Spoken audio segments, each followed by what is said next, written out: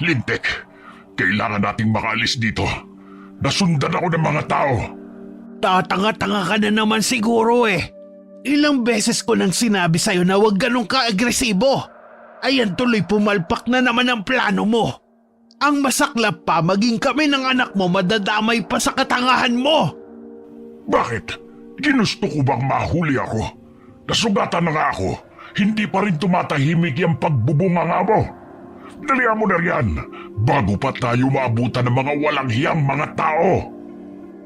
Paika-ikang tumakbo ang lalaking aswang dahil sa sugat nito sa binti at balikat. Naaktuhan siya ng lalaki nang naroon ito sa silong upang kunin sana ang bagong silang na sanggol. Ngunit dahil sa pananabik ay hindi na malaya ng aswang na nakabang na pala sa silong ang ama ng bata. Kaya't sinaksak siya nito sa balikat. Nagpambuno sila at muli siyang nasugatan sa binti. Anak, Tonton, kailangan mo magtago muna dito sa mga talahib.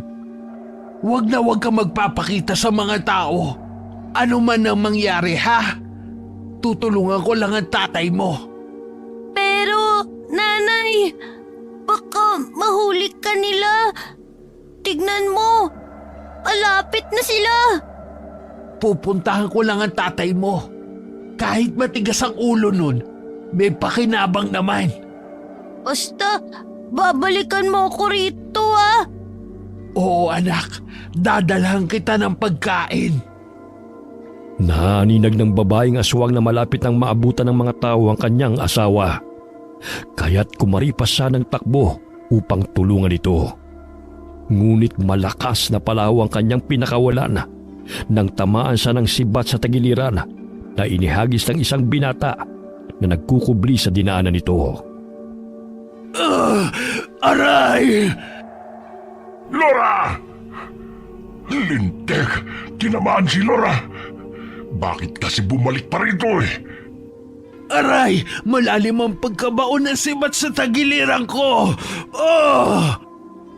Huminga ka ng malalim at bubunutin ko. Ang sakit! Naabutan sila ng mga tao, kaya't pinaligiran sila ng mga ito at pinagsasasaksak ng sibat. Malakas na palahaw ang umalingaw-ngaw sa kagubatan. Nangangatog ang katawan ni Tonton nang makita ang pananakit ng mga tao sa kanyang mga magulang.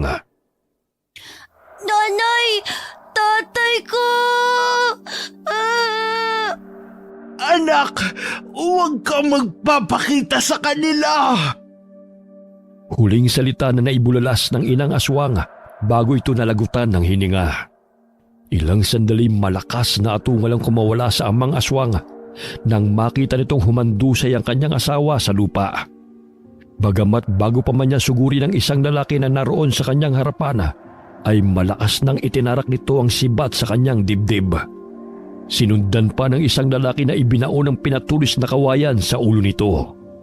Pasinok-sinok itong kumurap-kurap bago tuluyang humandusay sa lupa. Kinaladkad sila ng mga ito at inilibing sa hukay.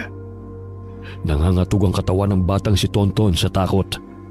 Gayunpaman ay dahan-dahan siyang gumapang upang makalayo sa lugar na yon. Ngunit hindi pa rin siya tumitigil sa paghikbi. Kinaumagahan, nagising si Tonton nang makaramdam ng gutom. Maraming galos ang kanyang balat, sanhi ng matatalim na mga talahib. Aray! Ang sakit ng mga pako! Saan kaya dinala ng mga tao sina nanay at tatay? Napatingala siya nang makita ang hinog na saging. Dahil sa gutom ay dali-dali niyang tinungo ang punong yun. Kumuha siya ng sanga ng kahoy upang gawing panungkit. Pinahid niya ang kanyang mga luha nang mahulog ang 2 pirasong saging sa lupa. Yan! Nahulog! May kakainin na ako! Kailangan mo ba ng tulong, bata? Lumayo ka sa akin! Salbahe ka! Hindi kita sasaktan. Lumapit ka sa akin. Hindi!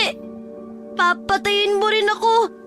Katulad ng ginawa ng mga tao kina nanay at tatay! Hindi kita sasaktan. Halika, lumapit ka sa akin. Dumampot ng mga bato ang batang si Tonton at ibinabato yun kay Lolo Sinoy. Maging ang sanga na kanyang hawak ay iwinawasiwas niya sa matanda habang umiiyak. Itigil mo yan, bata. Hindi kita sasaktan. Kagaya ka rin ng mga tao. Sinaktan nila sina nanay at tatay. Gusto mo bang sumama sa akin? Marami akong pagkain sa bahay. At saka kailangan nating gamutin yung mga sugat mo. Talaga? Basta, hindi mo ko sasaktan. Oo. Tawagin mo na lamang akong Lolo Sinoy. Ikaw, anong pangalan mo? Tonton, O sige na, Tonton. Itapon mo na yung mga bato at sanga na hawak mo. Isasama na kita sa bahay. Masukal ang gubat. Mamaya lapain ka pa ng mababangis na hayop. Ang liit mo pa naman. sila ang kakainin ko, Lolo. Sisip-sipin ko ang kanilang mga dugo. Talaga?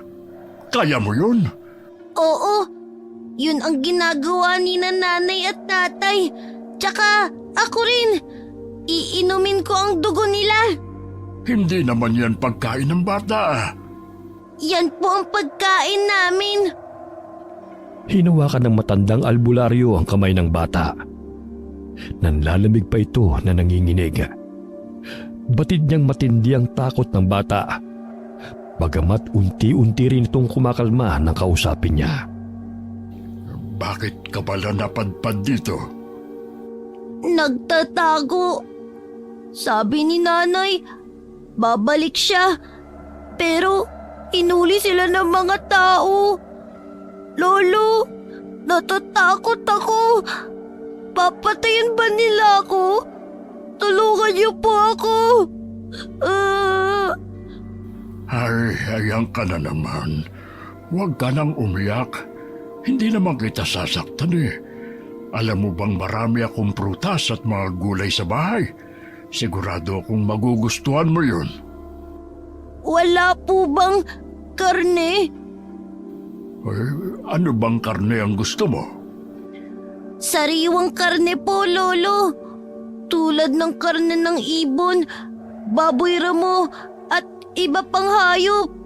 Minsan meron naman, pero madalas ay gulay at prutas ang aming kinakain.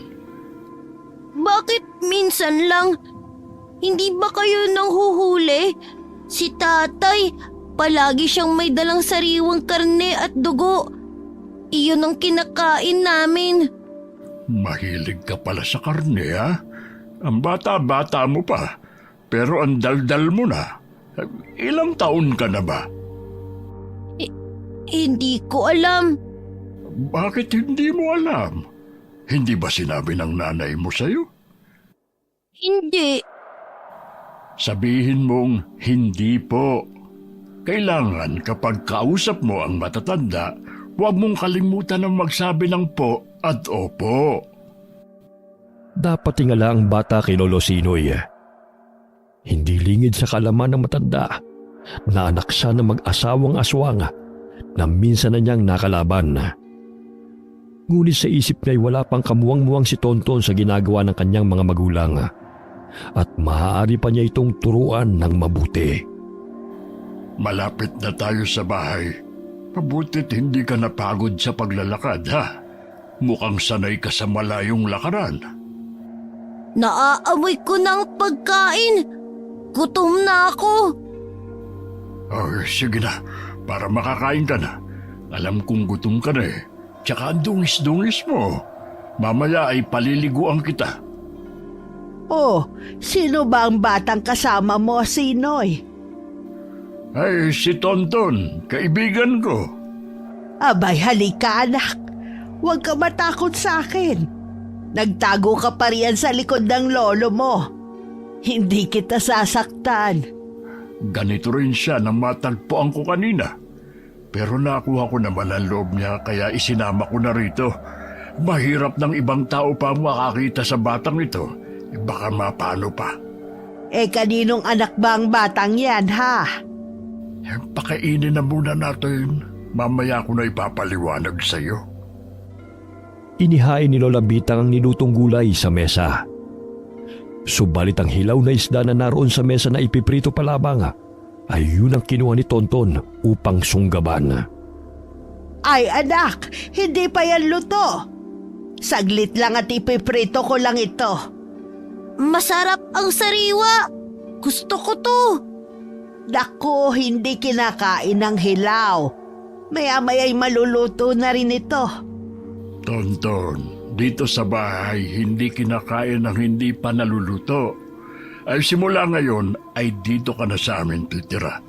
Kami na mag-aalaga sa iyo. Bakit hindi po kinakain? Si nanay at tatay, gustong gusto po ng hilaw. Yan pong palaging kinakain namin. Tapos, iniinom ang sariwang dugo. Anong klaseng bata ba itong napulot mo, Sinoy? Bakit ba ganyan ang sinasabi niya? Nakasanayan lang niya noon. Kasi yan ang kinagawian nila ng mga magulang niya. Kilala mo naman siguro kung sino o ano mga nakakalabang ko, di ba? Ha? Ang ibig mong sabihin Huwag mo nang banggitin. Bata pa yang si Tonton, kaya ang akala niya ay tama ang ginagawa ng kanyang mga magulang. Kaya nga dinala ko siya rito na makita ko. Dahil maging ang buhay niya ay nanganganib kapag nalaman ng mga tao na anak siya ng mag-asawang Lora at Tikoy. Paano yan? Baka sumpungin yan at tayo ang mapahamak. Huwag kang mag-alala. Bata pa yang si Tonton. Mababago ko pa ang kinagawian niya. Sumimangot si Tonton nang hablutin ni Lolo Sinoy ang sariwang isda na kanyang hawak. Inilagay ito sa kawali upang prituhin. Hintayin mong maluto ang isda bago kainin. Ito na munang gulay at kanin ang unahin mo para magkalaman na yung tiyan mo. Masarap po yun, Lolo. Hindi yan masarap pag hilaw. Masarap yan kung luto na dahil malutong. Mamaya tikman mo, sigurado kung magugustuhan mo. Sa umpisa'y hindi nagustuhan ni Tonton ang lasa ng pritong isda. Ngunit nang ipaghimay siya ni Lola Bitang, ay unti-unti na niyang nagustuhan ang pagkain. Oh, hindi ba masarap kapag luto ang isda? Hinay-hinay lang sa paglunok, iho. Mamaya mabulunan ka pa niyan. Bakit po ba niluluto niyo pa ang pagkain?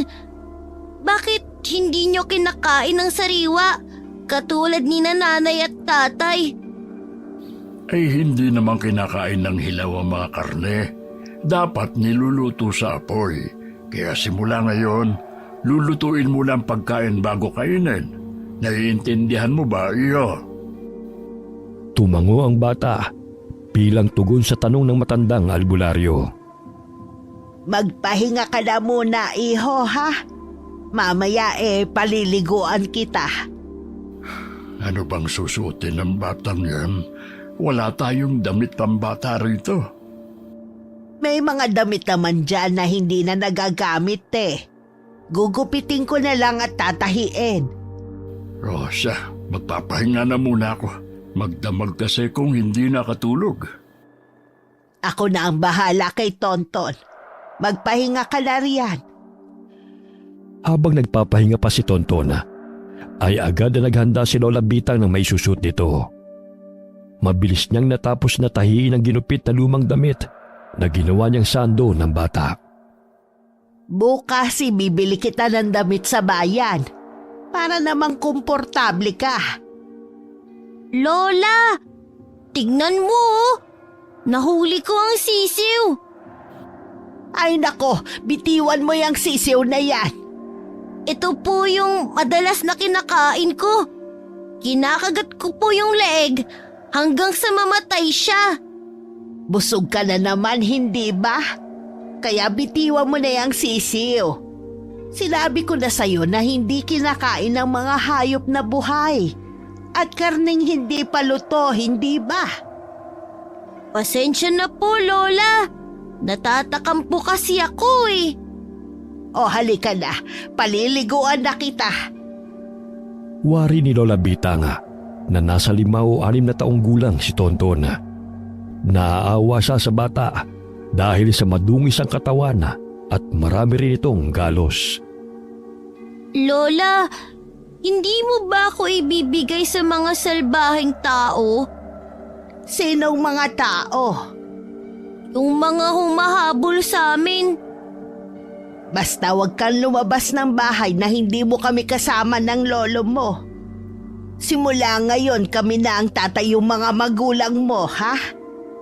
Hindi na papalik si na inay dahil sinaktan sila ng mga salbaheng tao. Bakit nila kami hinabol? Bata ka pa, Tonton. Hindi mo pa maiintindihan ng lahat. Kapag nasa tamang edad ka na ipapaliwanag namin sa iyo ang lahat. Nanibago si Tonton kasamang mag-asawang kumupkop sa kanya. Hindi na katulad ng dati na pag-alagala siya sa gubat at hinahayaan ng kanyang mga magulang na madungis ang kanyang itsura. Ang halina ng magising si Lolo Sinoy. Napadungaw siya sa bintana nang marinig ang nagsisipulas ang mga manok at itik. Napapailing na lamang si Lolo nang makitang hinahabol ni Tonton ang mga alaga nilang hayop. Nooy nanilisik pa ang mga mata. Oh, Tonton, gigil na gigil ka na naman sa mga manok at itik Naglalaro lang po kami, Lolo. Basta huwag kang lumabas ng bakuran, ha? At saka huwag mong sunggaban ang mga buhay na manok at itik. Agad na binitiwan ni Tonton ang pumipiglas na manok. Matapos na sabihin yun ni Lolo. Muntik na niyang kagatin ang leeg ng manok dahil natatakam siya sa sariwang dugo. Nakasimangot na naman ito nang pumasok sa kubo at umupo sa sulok. Abay, bakit nakasimangot ang mukhang yan, ha? Sinabihan ko, nanggigil na naman sa mga manok Mabuti naman at malinis ng tignan ng batang yan. Ibang-iba ang paraan ng pagpapalaki sa kanya. Bata pa lang pero napaka-agresibo na sa sariwang dugo't laman. Ayan ang 2 manok na naghihingalo. Muntik na niyang sunggaban. Nilapitan ni Lolo Sinoy si Tonton at kinausap. Napatingin lamang ang bata sa kanya na wari iiyak. Tonton, ang mga manok at itik ay lulutuin muna bago kainin. Alam kong natatakam ka sa karne, pero kailangan nating isalang sa apoy ang mga yan, ha? Naiintindihan mo ba ako? Opo. Halika, panoorin mo kami ng lola mo sa pagtanggal ng balahibo bago ito lutuin. Ganyan po pala ang gagawin bago kainin? Oo. Lalagyan pa natin ng papaya ang manok para mas masarap. Masarap naman po kahit sariwa Nagkatinginan na lamang ang mag-asawa dahil kailangan nila ng mahabang pasensya sa pagpapaliwanag sa batang si Tonton. Kailangan nilang turuan ng tamang paraan at palakihin ang bata bilang normal na tao upang hindi gumaya sa kanyang mga magulang na mga aswang. Lumipas ang ilang linggo, unti-unting nakasanay ni Tonton ang pagkain na inihahanda ni Lola Bitanga. Sinusunod na rin ito ang lahat ng utos ng mag-asawa. Maging ang pagiging balisa at matalim kong makatingin ay napalitan ng maamong mukha. Nawili na ito sa pagpapakain ng mga manok at itik at yun din ang tanging kalaro ng batang si Tonton. Ilang linggo lang nagkalaman na agad ang batang yan. May pagbabago rin sa kanyang ugali. Paano ba naman? Naging normal na sa kanyang paningin ang marahas ng pambibiktima ng kanyang mga magulang noon. Ang masaklap pa ay dinadala pa siya ng mga ito. Kaya sa mura niyang isipan ay ayos lang sa kanya mambiktima dahil yun ang kanilang pagkain. Alam mo ba, noong tinutugis ng mga taong kanyang mga magulang, isa ako sa naghanap sa batang yan. Nakita ko siyang tumakbo palayo. Ngunit inilihis ko ng daan ang mga tao dahil alam kong walang kawala maging ang bata sa galit ng mga tao sa kanyang mga magulang. Alam kong matatagpuan ko siya sa gubat, kaya hinanap ko siya. Kawawa naman si Tonton. Sana nga lang hindi siya tumulad sa mga magulang niya paglaki niya. Gagawa ako ng paraan para hindi maging marahas ang batang yan at mamuhay katulad sa normal na mga tao. Ano ba ang nangyari sa mga magulang niya? Bakit tinugis ng mga tao? Nagkataon na padaan ako. Ang sabi ng lalaking nakausap ko, may aswang daw na sumalakay sa kanilang bahay. Bagong panganak pa naman ang asawa nun. Nahuli niyang naroon sa silong, kaya't sinaksak niya ito. Hindi lang isa kundi 2 aswang ang umaaligid sa kanilang bahay. Sa tulong ng mga kababari, tinugis nila mga ito at nahuli. Minsan ko na rin nakasagupa ang mag-asawang yun. Napaka-agresibong lumusob sa mga kabayan. Napag-alaman ko rin na hindi lang silang naghahasik ng lagim dito sa baryo, kundi may mga kauri din sila na naninirahan sa masisikot na gubat at kabundukan. Sana naman mapalaki natin ng mabuting bata yan si Tonton. Huhubugin natin siya sa pagiging mabuting tao. Bata pa siya at kaya pa nating pangaralan. Hindi tayo nabiyayaan ng anak. Hindi kaya siya na ang sagot sa matagal na nating panalangin? Basta alagaan na lang natin siya hanggat narito siya sa puder natin. Natigil ang kanilang pag-uusap nang lumapit si Tonton sa kanila. Bitbit ang latang sisidlan ng mga tinadtad na kangkong. Lolo! Lola! Marunong na po akong magpakain sa mga itik. Tingnan niyo! Aba, oo nga. Pinag-aagawan nga nilang inilagay mong pagkain Ang galing mo na, Tonton Aalagaan ko na po sila. Hindi ko na sila papatayin ng buhay. Para paglaki po nila, pwede na po silang gawing ulam. Oo. Napakakulit mo ring bata. Halika na at hugasan na natin yung kamay mo. Tama na yung pagpapakain sa mga itik at manok. Ay, siya nga pala. May damit akong dala para kay Tonton. Binili ko kahapon sa bayan. Nagkataon na Miyerkules at maraming tindang mura doon. Halika anak, sukatin mo. Itong kulay pulang shorts at sando bagay to sa'yo. Hindi may pagkakaila ng mag-asawang kasiyahan buhat nang dumating si Tonton sa kanilang buhay. Tuwang-tuwa si Lola Bitang habang ipinasusot sa bata ang damit. Maiwan ko na muna kayo at may pupuntahan lang ako. Saan ka pupunta? Maghahanap ng mga halamang gamot sa gubat. Bukas kasi babalik ako ng bayan para manghilot. Sige, mag-iingat ka Lolo, pwede po ba akong sumama sa iyo sa gubat? Dumito ka na lang, samahan mo na lang ang lola mo. Mamaya mapano ka pa doon. Sige na po, Lolo. Diba ang sabi ko, isasama kita kapag malaki ka na. Malaki naman na ako Tignan mo, lumaki na ang mga braso at hita ko. Tumaba ka lang pero bulinggit ka pa. Ako na mismo magsasabi sa iyo kung pwede na kitang isama sa mga lakad ko. Ayos ba yun? Sige po. Dumito ka na lang sa bahay. Tulungan mo na lang ako rito sa paglilinis ng bakuran. Mamaya magluluto tayo ng turon. Gusto ko po yan, Lola. Matapos makapagluto ng turon na saging, ay isinama ni Lola Bitang si Tonton sa paglalako. Hindi naman ganun kalayo ang kanilang nilakad dahil sa kabilang barangay lamang sila pumunta. Nanibago si Tonton sa mga tao dahil madalas tuwing gabi siya inilalabas noon ng kanyang mga magulang. Nagtago siya sa loob ng palda ni Lola Bitang nang may lumapit na 2 babae upang bumili sa kanilang paninda. Ay, ano ba yan, anak?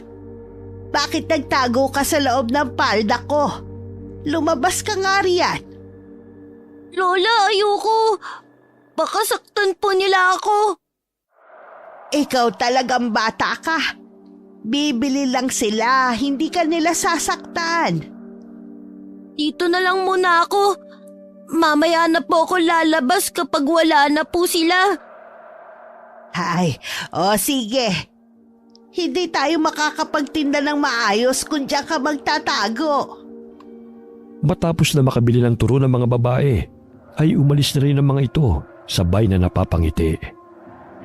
Hindi pa rin lumalabas si Tonton at patuloy pa rin sa pagtatago sa loob ng palda ni Lola. Lumabas ka na. Wala na sila. Paano ka masasanay sa pagharap sa mga tao, ha? Kung magtatago ka na lang sa palda ko. Mabuti na lang at mahaba tong suot ko. Mahuhubaran pa ako sa ginawa mong bata ka. Natatakot ako, Lola. Baka paluin nila ako. Hanggat narito ko, hindi ka nila sasaktan. Tsaka di ba sabi mo gusto mong sumama sa lolo Sinoy mo? Paano yan? Wala siyang palda. Saka magtatago kapag may mga tao. Hindi naman pa pwede sa suot niyang porontong. Lola, bakit hindi ka po salbahe katulad sa mga taong humabol sa amin? Alam mo, anak, hindi lahat ng tao masasama katulad ng inaakala mo. Siguro nagkataon lamang na yun ang paniniwala mo. Dahil na rin sa nasaksihan mong pangyayari. May mabubuting tao na hindi ka sasaktan. Katulad namin ng lolo mo. Basta maging mabuti ka rin sa kapwa mo. May mga iilang tao na masasama o pinili na maging masama dahil yun ay kanilang kagustuhan. Ngunit hanggat maaari, gumawa tayo ng kabutihan sa ating kapwa. Opo, Lola. Halika na para maubos na tong mga paninda natin. Tsaka, huwag ka na magtago sa palda ko, ha? Unti-unting nasanay si Tonton sa pagharap sa mga tao. Maagang naubos ang panindang turon kaya't maaga silang nakauwi. Sa daan may nakitang mga ibon ng bata. Hindi na namalayan ni Lola Bitang na wala na pala sa kanyang likuran si Tonton. Hay, nasa ka na bang bata ka? Lola, nandito po ako. Tignan mo, may nahuli akong ibon. Anong ginagawa mo sa taas ng puno? Hala baba, mamaya mahulog ka pa riyan Ikaw talaga kung ano-anong pinaggagawa mo. Sandali lang po, Lola. Napasa po sa dibdib si Lola dahil sa kaba. Bagamat masaya pang nagpadausdos mula sa puno ng nyog si Tonton, hawak ang nahuli niyang ibon.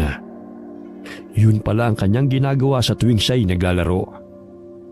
Ay, pinakaba mo talaga ako, bata ka. Huwag mo nang uulitin yan, ha? Ang taas pa naman ng puno ng nyog na yan. Para ako nalulula sa'yo Hindi naman po, Lola. Tignan mo ang ibon, Mamaya ilalagay ko to sa kulungan kasama ng mga manok. Ay, hindi mo pwedeng pagsamahin ng manok at ibon. Mamaya tutukain pa yan ng inahin. Aalagaan ko po to. Ilalagay ko na lang siya sa kahon kung hindi siya pwede sa kulungan ng manok. Ikaw talagang bata ka, napakakulit mo. Umuwi na nga tayo para makapagtanghalian na tayo. Pinisil ni Lola Bitang ang pisngi ni Tonton dahil sa kakulitan nito. Nagtaka ang mga tao nang makita siya na may kasamang bata. Kaya't sinabi niyang apo niya yun sa pamangkin na iniwan sa kanilang mag-asawa para na rin sa kaligtasan ng bata.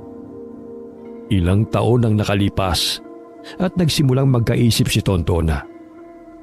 Naroon pa rin ang kanyang kakulitan, ngunit hindi na ito katulad ng dati. Naging katuwang na siya ng mag-asawa at maaasahan na sa mga gawain.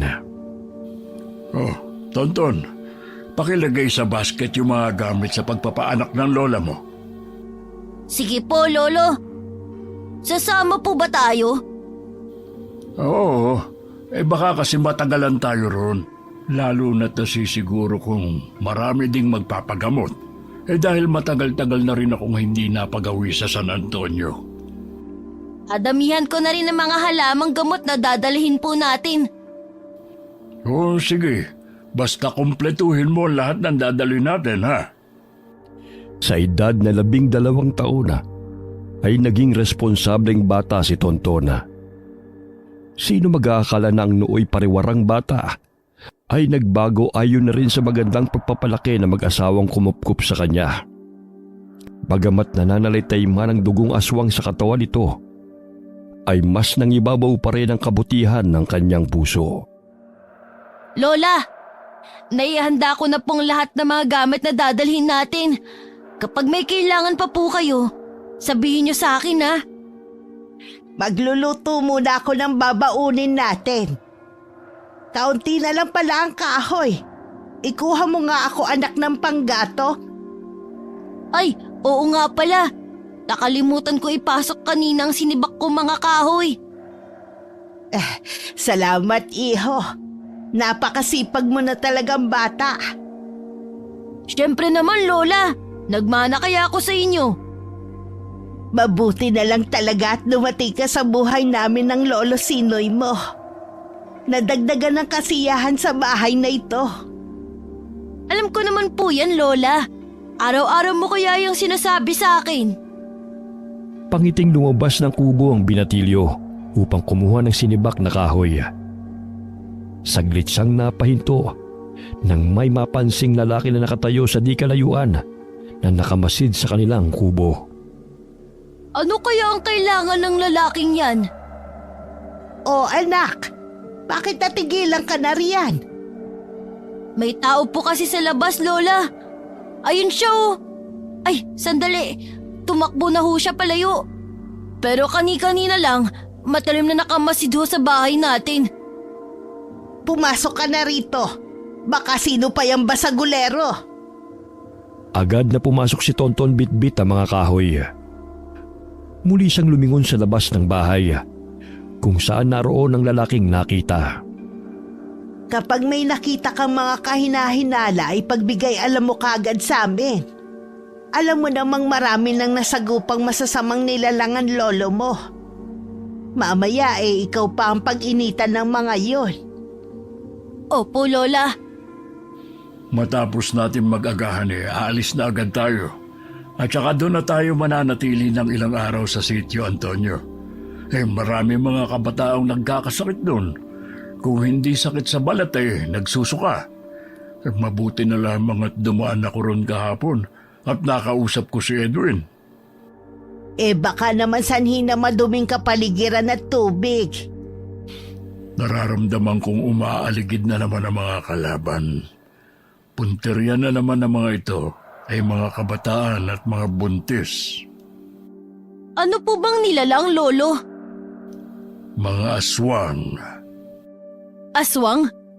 Ano po bang ginagawa ng mga aswang sa mga buntis at sanggol? Ginagawa nilang pagkain. Pumapatay sila para may mailaman sa kanilang sikmura. Ginagawang pagkain? Tulad ng ginagawa noon ni nanay at tatay?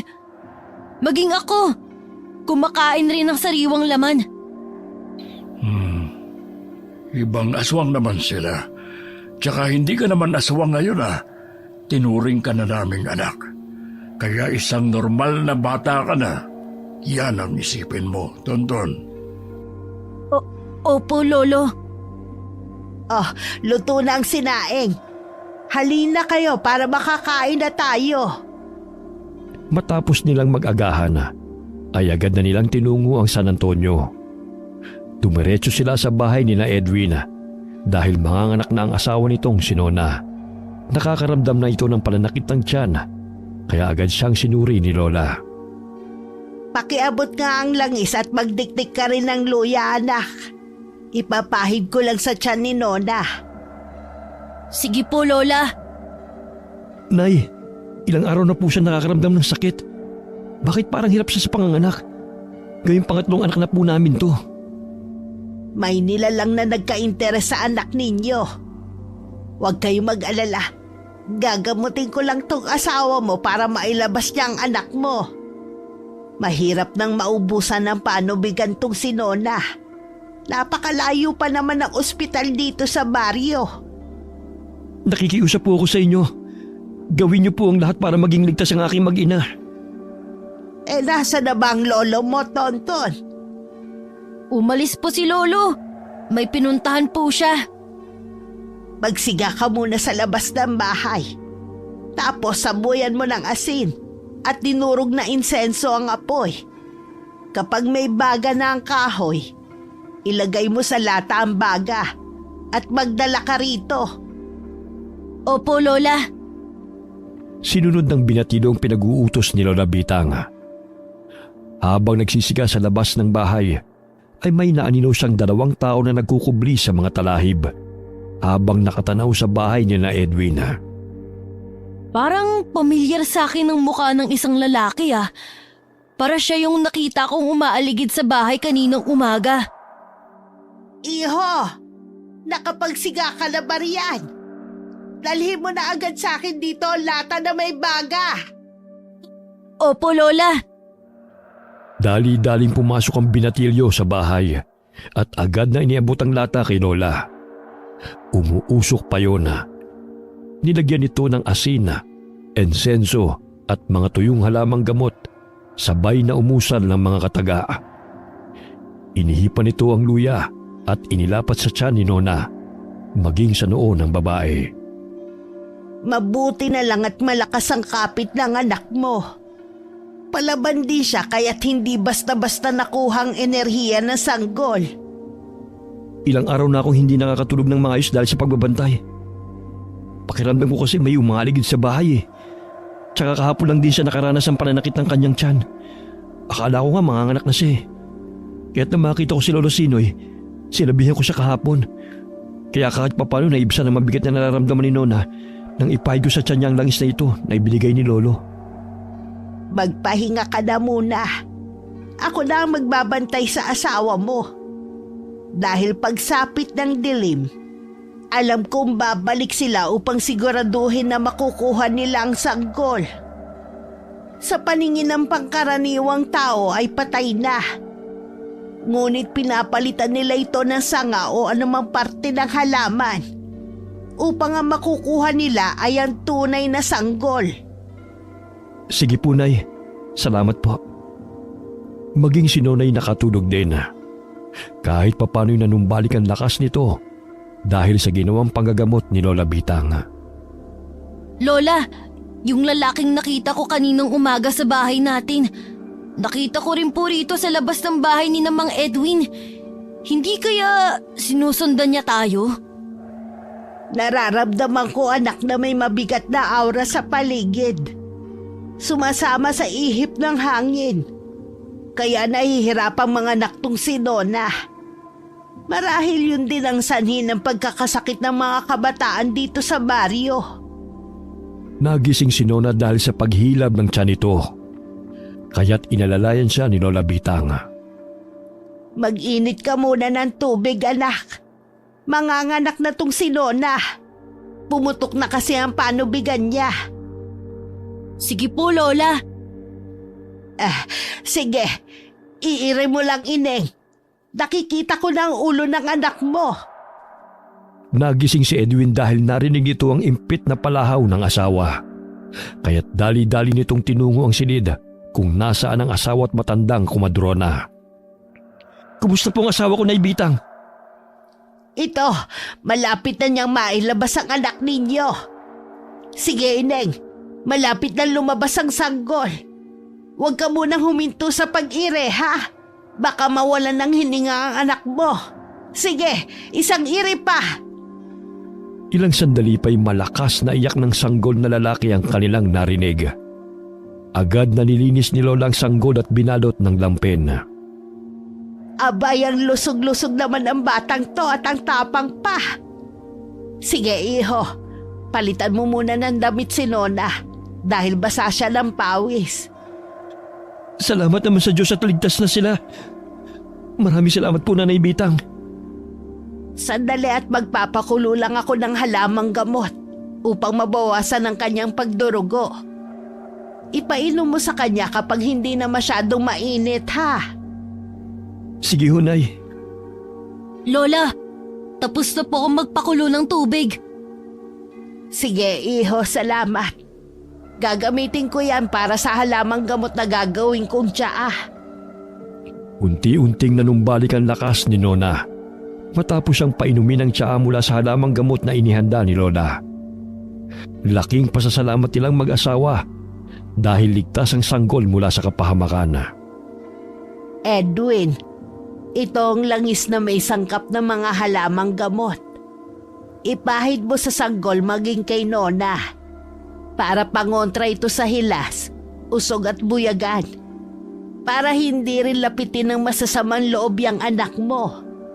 Tsaka mabisa din ito sa binat ng bagong panganak.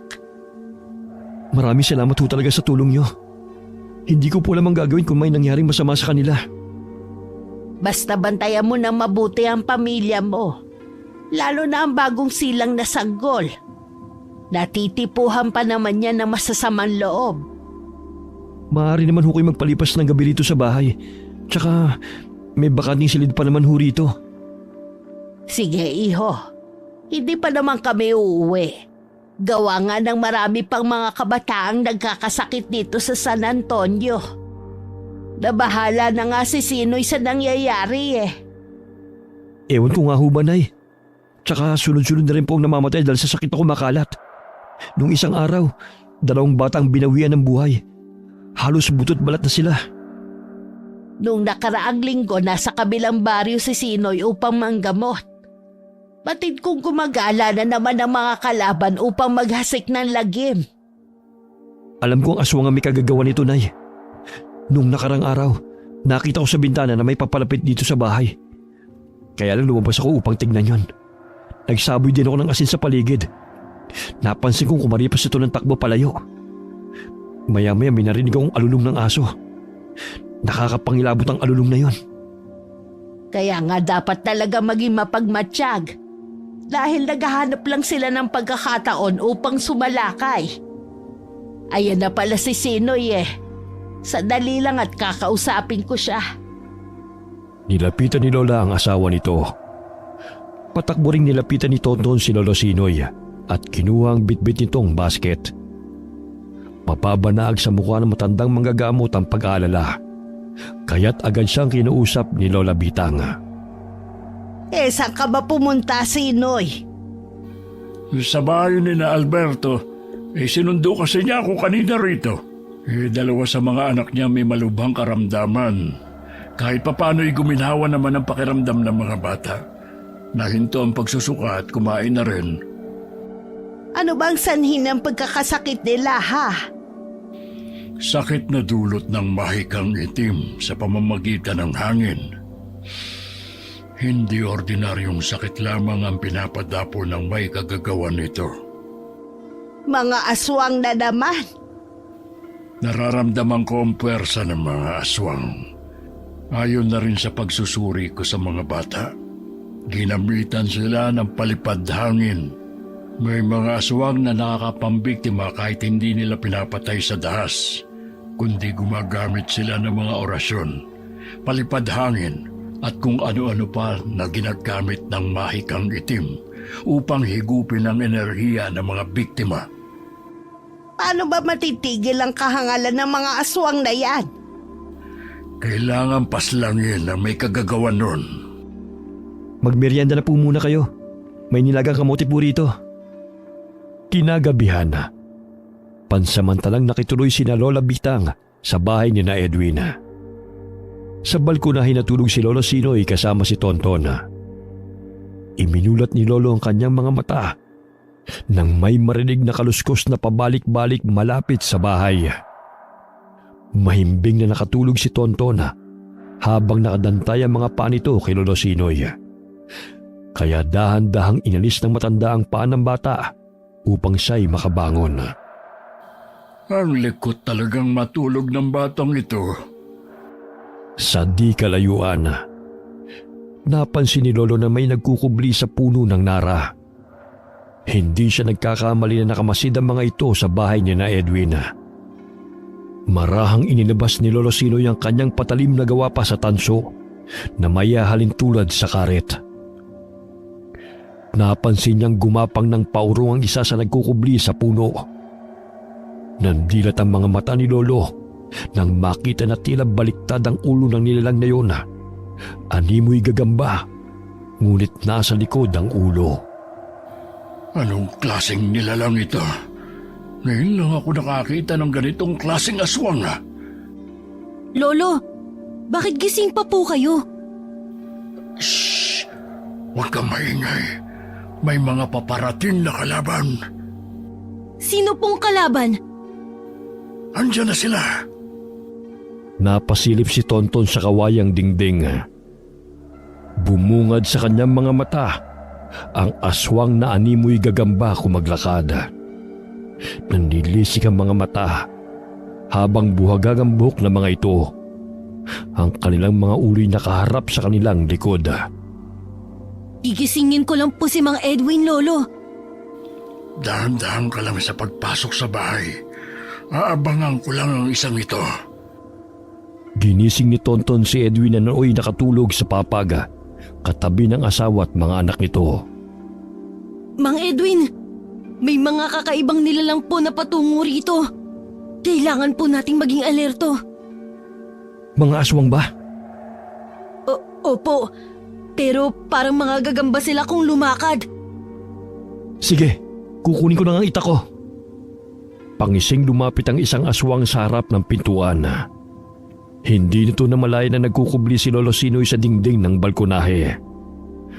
Walang pagdadalawang isip na itinarak ng matandang albularyo ang tansong patalim nito sa ulo ng aswang.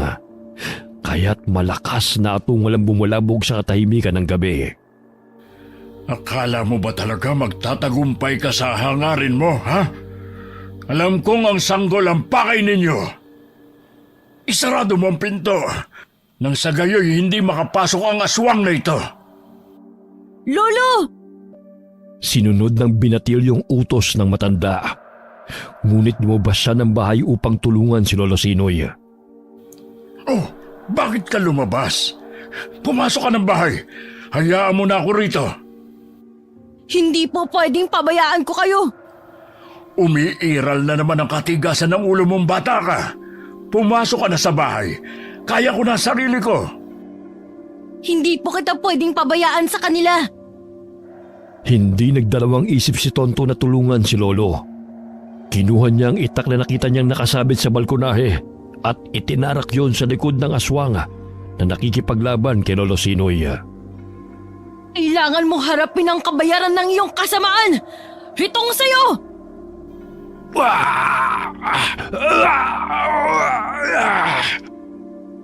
Aba, hindi ka natakot sa mga aswang na ito, ah. Masama po ang kanyang hangarin. Kaya dapat lang nalabanan sila. Natuto ka na talaga, anak. Ngayon ko po napagtanto ko ano ang ginagawa noon ni na inay at itay. Hindi po mabuti ang kanilang ginagawa. Na ang buong akala ko noon ay tama. Hindi tama na pumatay ng tao para lamang na gawing pagkain. Itigil mo yan, bata! Nagsilabasan na naman kayo mula sa mga lungga ninyo, ha? Maraming mga inosenteng kabataan ang pinagkakaitan ninyo ng buhay. Kaya nararapat lang sa inyo ay puksain! Nagtulungan na maglolo sa pagsugod sa malagagambang aswang. Paulit-ulit nilang inundayan ito ng saksak. Naputol pa ang kamay nito dahil sa paulit-ulit na pagsaksak ni Lolo.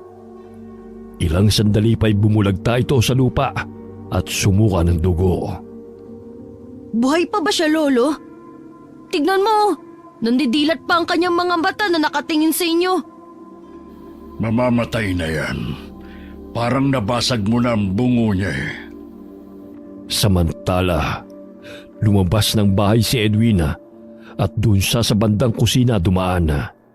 sapagkat sinira ng isang aswang ang dingding upang pasukin ang bahay. Sa gayon ay makuha ang sanggol. Ibigay niyo sa akin ang sanggol kung ayaw ninyong masaktan. Lumayo ka! Kung ayaw mong ihambalos ko tong tungkod sa'yo! Ako na ang bahala sa kanya, Nanay Bitang. Nakikiusap lang ako. Huwag niyong hayaan na lapitan nila ang mag-iina ko. Itong asin at pinatay yung makabuhay na halaman. Isaboy mo sa kanya! Hindi na yan uubra sa akin, tanda. Lumang pangontra na yan sa amin.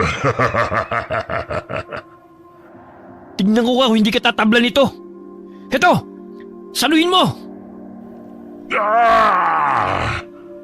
Akala ko ba hindi ka nasasaktan nito? Eh bakit pumalaho ka? Panakot lang nila yon. Sige, isaboy mo sa kanya! Hindi lamang 2 aswang ang naroon, kundi may 2 kasamahan pa ang mga ito na umaaligid sa bahay ni na Edwin. Lolo, ang dami pala nila. Kabilugan ng buwan at isinilang ang sanggol ngayong araw. Gagamitin nila ang sanggol sa idadaos nilang ritual. Kung hindi ako nagkakamali, ay gagawin nilang alay ang dugo ng sanggol. Mamaya ko na lang ipaliliwanag ang lahat. Hindi nila pwedeng makuha ang anak ni Edwin dahil hindi na natin mapipigilan ng paglaganap ng sakit sa baryo kung magtatagumpay sila. Kabilugan ng buwan. Mababanaag ang pagbabago sa anyo ni Tonton. Hindi may kukubli ang dugo ng aswang na nananalaytay sa kanyang katawan. Nakaramdam siya ng init sa buo niyang katawan na siyang dahilan ng pagiging agresibo niya sa pakikipaglaban. Mula pa pagkabatay maliksi na siya sa pagtakbo at pag-akyat baba sa mga puno na siyang dahilan kaya nakakahuli siya ng mga manok at ibon. Kailangan kong pigilan ng isang yun. Hindi siya pwedeng makalapit sa bahay ni Mang Edwin. Anong gagawin mong bata ka? Dumito ka lang. Balato niyo na ho siya sa akin. Hindi ko hahayaan na makuha nila ang sanggol. Kumaripas ng takbo si Tonton. Maging sinuloy na mangha sa liksi ng bata sa pagtakbo. Kaya't bago pa man makalapit ang isang aswang sa bahay, ay hinarang niya na ito at sinaksak sa muka. Sino ka namang kutong lupa na gustong pigilan ako sa aking gagawin? Ang tapang mo, bata! Kutong lupa pala. Muling napansin ni Lolo Sinoy ang mabalasik na mga mata ng batang si Tonton, katulad ng una niya itong makita. Nananalaytay pa rin sa dugo ni Tonton ang pagiging aswang. Subalit nakokontrol na niya ang kanyang sarili at alam na ang tama at mali. Kailangan kong tulungan ang batang yon.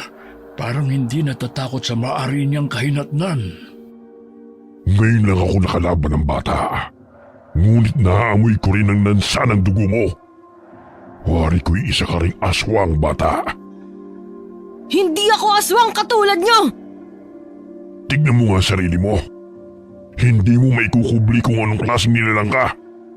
Sa ilalim ng bilog at maliwanag na buwan, ha? Bakit hindi ka makiisa sa amin, ha? Kauri mo kami. Naamoy kong nanggaling ka sa angka naming mga aswang. Ngayon sigurado na ako na hindi ka talaga anak ng mag-asawang albularyo na yan. Matagal ko na kayong sinusundan, ha? Hindi ako magiging katulad niyo na pumapatay ng tao. Masama ang pumatay. Bakit? Sa tingin mo ba'y mabubuti sila? E tinutugos nila ang mga lahi namin. Alam kong aswang ka, kaya dapat sa amin ka pumanig. Hindi sa mga kalabang albularyo na yan. Hoy! Sino ka naman para lasunin ang utak ng anak ko? Etong sayo! Malakas na itinarak ni Lolo Sinoy ang sibat sa aswang. Nakailag ito at napapangiwi pang humarap sa dalawang kalaban nito. Tumutulo pa ang malagkit nitong laway. Lolo, anong klaseng mga aswang sila? Parang totoong gagamba po sila. Hindi ko rin alam, anak. Pero wag na wag kang maniwala sa mga sinasabi nila. dahil nilalason lamang nila ang isipan mo. Pakatandaan mo ang lagi naming itinuturo ng lola mo. Opo, Lolo. Namumula ang mga mata ni Tonton na sinugod ang aswang. Umakyat siya sa puno na animoy isang matsinga at tumalon pababa patungo sa kalaban nilang aswang. Itinarak niya sa likod ng aswang ang itak at inundayan niya ito ng saksak ng paulit-ulit bago pa man ito makalapit kay Lolo Sinoy. Ang lakas ni Tonton. Ang dugo ng pagiging aswang at ang ritual na isinagawa ko sa kanya sa tuwing kabilugan ng buwan ay nagsanib. Ngunit hindi ko sukat akalain na ganyan siya kalakas at kaagresibo sa pakikipaglaban. Lolo, parang nahihirapan na po siyang huminga. Lumayo ka na sa kanya. Ikaw talagang bata ka. Akala mo talaga naglalaro ka lang eh. Hindi ko po mapigilan ang sarili ko. Bakit nararamdaman kong lumakas po ang katawan ko, Lolo? Dahil sa mga gulay na kinakain mo. Ay, halika na. Baka bumangon pa yan at mapahama ka pa. Puntahan na natin sina Edwin at ang lola mo. Hindi na nagawang makabangon ang aswang dahil sa lalim ng kanyang sugat sa likod. Hindi nito inasahan ang lakas ng batang sumalakay sa kanya na may dugong aswang. Ngunit pinalakas ng ritual ng isang albularyo. Napatras din ang isang aswang sa tuwing isinasaboy ni Edwin ang asina at mga halamang gamot na pangontra. Mababanag ang pagkayamot sa mukha ng aswang dahil nahirapan na itong makalapit sa sanggol. Ibigay mo sa akin ang sanggol. Hindi! Wala kang makukuha at hindi ko hayaan na saktan mo sino man sa amin! Sandali at magpapausok ako rito. Sa gayon lumayo na ang aswang na yan. Kumuha ng mga tuyong halamang gamot si Lola Bitang. Inilagay niya yon sa ilalim ng papag at sinindihan. Nang magsimula ng umusok ay nilagyan niya yon ng dinurog na insenso hanggang sa nagsimula ng kumalat ang usok. Walang hiya ka talagang matanda ka. Katulad ka rin ng matandang lalaki ng pakialamero. Tingnan ko lang kung makatagal ka sa amoy ng insenso. Sige, lumapit ka para malaman mo. Puro panira kayo sa mga plano. Lahat kayong mga walang hiyang manggagamot. Lintik kang bata ka. Babalikan ko kayong lahat. Tumalo ng aswang patungong bubungan. Hindi na rin niya makayanan ng amoy ng usok sa loob ng bahay. Kumaripas ng takbo ang aswang na dumaan sa bubong habang tumutulo pa ang dugo sa bibig nito. Babalik ako.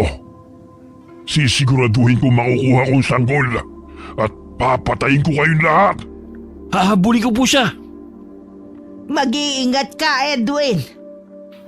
Dumito ka na muna, Tonton. Samahan mo na muna ang lola mo. Kami na ni Edwin ang hahabol sa aswang na yun. Alam kong may kasamahan pa sila na umaaligid dito sa bahay. Opo, Lolo. Magtipo ka ng mga dahon at sanga ng kahoy sa labas ng bahay, anak. Magsiga tayo para itaboy ang mga masasamang nilalang na umaaligid pa rito. Sinunod ng binatilyo ang pinag-uutos ni Lola. Kaagad na nagsaboy ng insenso si Lola sa apoy. Hanggang sa nagsimula na yung umusok. Sa paraang yun ay maitataboy ang masasamang enerhiya sa paligid. Kahinaan rin yun ng mga aswang dahil mangangati ang buo nilang katawan. Ang lakas ng batang yun. Hindi siya normal na bata.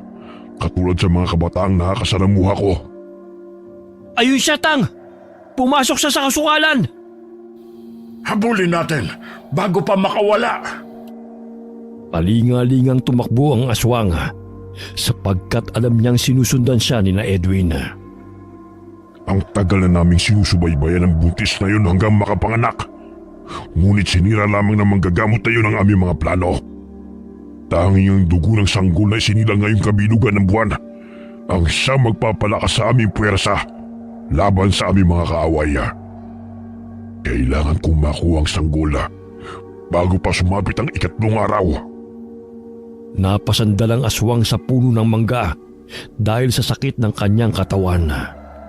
Animoy napaso ang kanyang balat dahil sa asin na isinaboy ni Edwin sa kanya. Maya-maya'y may narinig na humahango sina Lolo Sinoy at Edwin malapit lamang sa kanilang kinaroroonan. Sa tingin ko'y malapit lang po siya rito, Tang. Naririnig ko nga ang kanyang paghinga. Doon ka sa kabila at ako naman dito. Sige ho. Tumayo ang aswang nang marinig ang mga kaluskos. Marahan siyang naglakada upang hindi marinig ng kung sino man ang naroon ang kanyang mga yabaga. Ngunit laking gulat niya nang bumungad sa kanyang harapan si Lolo Sinoy. Ang kulit mo rin matanda ka. Bakit mo ko sinusundan? Dito ka lang pala nagtatago. Gusto ko lang namang itanong sa'yo kung sino-sino pa mga kasamahan mo. Lubayan mo ko, tanda. Wala na akong ibang mga kasamahan dahil pinasalan nyo na. At sino ang batang kasama mo? Nararamdaman ko ang dugo ng aswang na nananalaytay sa kanyang pagkatao. Ang tanong ko ang sagutin mo. Hindi yung ako pang tatanungin mo. Bilib din ako sa iyo, tanda. Nag-alaga ka ng batang aswang para kalabanin kami. Makasalil ka rin, tanda. Wala ka rin kasing sama. Gagamitin mo lamang ang batang yon para mailigtas ang iyong sarili. Hindi ako katulad ninyo. At wag na wag mo kong itulad sa inyo na walang pinipiling bibiktimahin. Tinadyakan ng aswang si Lolo. Bagamat maliksing nakabango na matanda, patakbong tinungo ni Edwin ang kanilang kinaroroonan upang tulungan si Lolo Sinoy sa pakikipaglaban sa kalaban nitong aswang. Kahit matanda na hindi pa rin may pagkakaila ang lakas ni Lolo sa pakikipaglaban. Inihagis niya ang tansong patalim patungo sa tumatakas na aswang. Bumaon yun sa batok ng aswang, kaya't umatungal ito ng ubod lakas bago napalahod. Tang, may paparating. Maghanda ka. Tila tumatawag ng kasamahan ng isang ito. Parang ang dami nila. Ano nang gagawin natin?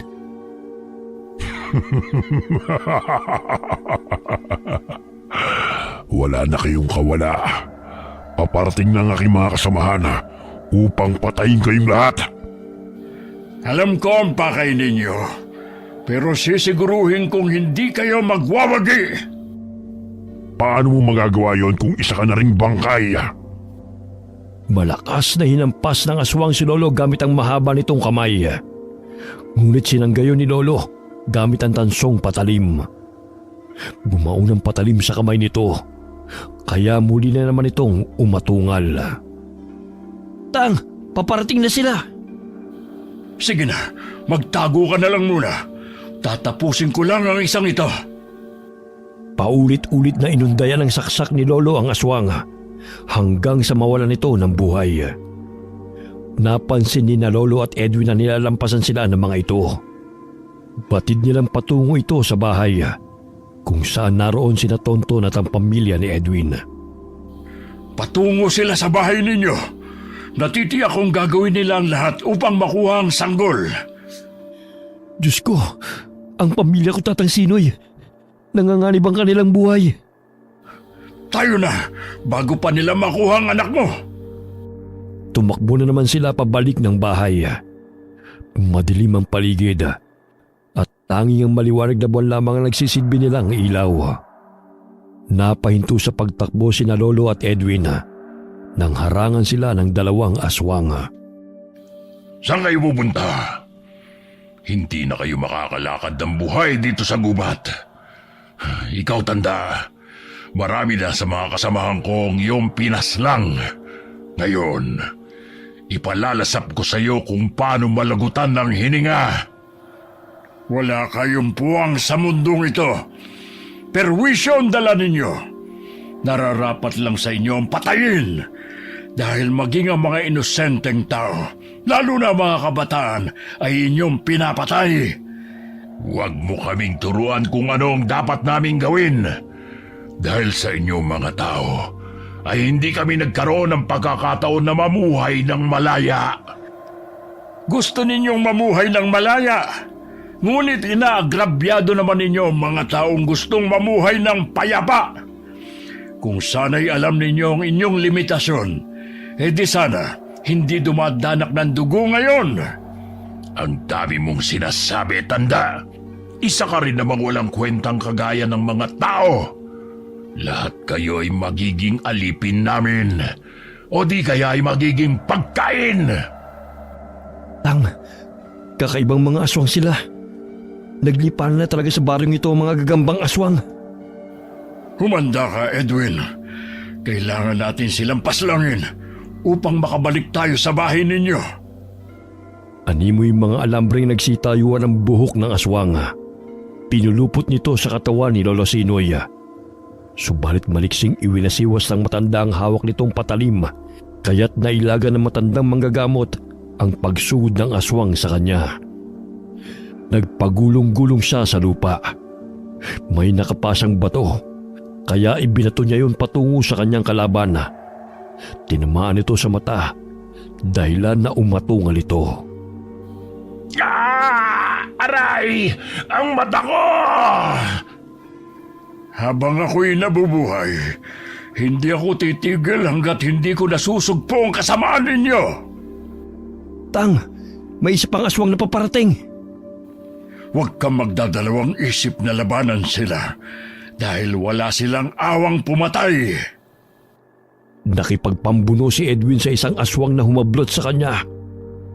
Pilit na inaagaw ng aswang ang hawak niyang itak. Subalit hinataw niya ito sa kamaya, dahilan para mabitiwan siya nito. Hindi ko hahayaan masaktan niyo ang pamilya ko. Mga salot kayo! Sa ulo mo siya tamaan dahil dyan ang kanilang kahinaan. Sumirit ang dugo sa ulo ng aswang nang hatawin ni Edwin ang bungo nito. Halos mahati ang ulo ng kalaban nitong aswang sa lakas ng kanyang paghataw. Habang si Lolo Sinoy abala rin sa pagkipaglaban sa isang aswang na sumasalakay sa kanya. Bumulagta ang kalaban nitong aswang nang muli niya itong batuhin ng napulot niyang bato at tinamaan sa ulo. Sa pulsa sa mata! Tayo na. Kailangan na natin makabalik sa bahay ninyo. Dali-daling tumakbo ang dalawa. Ganun na lamang ang pag-aalala nila sa mga taong naiwan sa bahay. Samantala, hindi makapaniwala si Lola Bitang sa pagbabago ng kilos ni Tonton. Tila pinagsamang matsing at pusa sa liksi nitong kumilos. Mabalasik rin ang mukha nito dahil sa pamumula ng mga mata at matalim kung makatingin. Alam kong anak ng aswang si Tonton. Pero sa mura niyang edad, hindi pangkaraniwan ng kanyang mga kinikilos. Hindi kaya epekto rin ito ng ritual na isinagawa ni Sinoy sa kanya noon? Sige, lumapit kayo! Dahil pagbubuhol-buhulin ko yung katawan ninyo! Gusto nyo siguro isabit ko rin kayo sa mga puno katulad ng mga kasamahan nyo, no? Hoy bata, ibigay mo sa amin ang sanggol. Siya lang ang aming pakay at wala na kaming pakialam sa'yo. Eh kung ayoko, tsaka hindi ko naman hahayaan na makuha nyo ang anak ni Aling Nona. Ang hirap ko yung umire at hirap siya sa panganganak. Tapos basta-basta nyo na lang kukunin? Anong ipadedede nyo sa kanya? Tsaka, hindi naman ikaw ang nanay ng sanggol ah. Bakit mo siya kukunin? Ang taka-taka mong bata. Ibigay mo sa amin ang sanggol. Hindi yun ang dami mo pang tinatanong. Ikaw ang tanga. Dahil hindi mo siya anak, tapos kukunin mo. Ano ka? Sinuswerte? Namatay ang ginawa nating siga. Kaya nagsulputan ng mga yan. Huwag kang mag-alala, Lola. Hindi nila kayo sasaktan. Akong bahala sa inyo. Mag-iingat ka anak sa kanila. Umiiyak ang dalawang anak ni Nona habang nangangatog na napayakap kay Lola Bitang. Hindi magawang iwanan nito ang mga bata upang tulungang labanan ng mga aswang dahil takot na takot ang mga ito. Ibinuka ng aswang ang malaki nitong bunganga. Napansin ni Tonton na tila may likido itong ibubuga sa kanya, kaya't maliksi niyang kinuha ang batya upang gawing pananggalang. Hindi nga siya nagkamali. Ibinuga ng aswang ang malapot na laway nito patungo sa binatilyo at nasanggayon ni Tonton. Nakakadiri ka! Pati laway mo, ibubuga mo pa sa akin! Teka, bakit natunaw tong plastic na batya? Parang asido ang laway ng aswang na yun ah! Ginagalit mo talaga ako, bata. Kung ayaw mo masaktan, ibigay ninyo sa akin ang sanggol. Ayoko nga! Gumawa ka rin ng anak! Hindi yung basta-basta mo nalang kukunin ang anak ng iba! Naiinis na ako sa kabubuhan mo. Umalis ka yan! Ikaw ang umalis! Tingnan mo oh! Giniba ninyo ang bahay! Muling ibinuka ng aswang ang bunganga nito. Subalit kinuha ng binatilyo ang mga basong nakapatong sa mesa at isa-isa niya yung ibinato sa aswang. Dahil sa lakas ng binatilyo, dumiretso sa lalamunan ng aswang ang baso, dahilan na mahirapan itong huminga.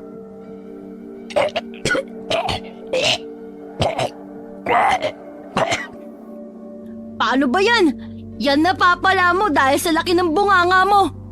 Tatapunan mo pa ako ng malaasido mong laway ah! Ano ang nangyari sa kanya, anak? Nabulunan! Ang laki-laki kasi ng bunganga niya, Lola! Kalain mo, kasyang baso sa lalamunan niya! Tignan niyo po, oh. Nandidilat pa ang mga mata niya! Lumayo ka sa kanya, anak. Baka masaktan ka niya. Siya ang sasaktan ko! Tadyakan ko pa yan eh! Parang pinaglalaruan mo pa yan eh. Mamaya matsyempohan ka't masaktan ka pa niya. Hindi magkamayaw ang aswang sa paghahabol ng kanyang hininga. Pasuray-suray pa itong umaatras at bumubunggo sa mga puno. Hinahambalo siya ni Tonton ng patpat na animoy naglalaro lamang. Hoy! San ka pupunta? Bumalik ka rito! Ilang sandali pa'y nailabas ng aswang ang baso na bumara sa lalamunan nito at tumilapon yun. Ngunit hirap pa rin itong makahinga. Ilang sandali pa'y may nakitang lubid si Tonton at ipinulupot yun sa katawan ng aswang.